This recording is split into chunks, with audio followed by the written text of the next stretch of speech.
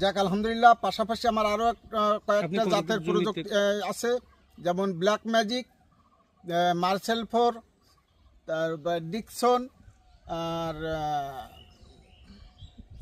Silva. আসলে ওগুলো আমি দু একটা করে লাগাইছি, যে ওটার আসলে ফলাফল কি হয় না হয় আগে দেখি, তারপরে আমি ওটা এসে যাব।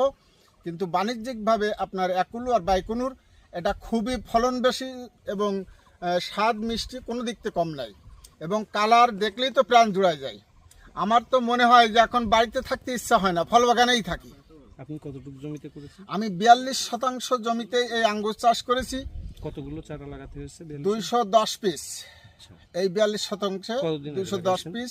আমার বাগানের বয়স, এই ফলের বাগানের বয়স হলো 10 মাস পূর্তি আর 3 দিন বাকি আছে।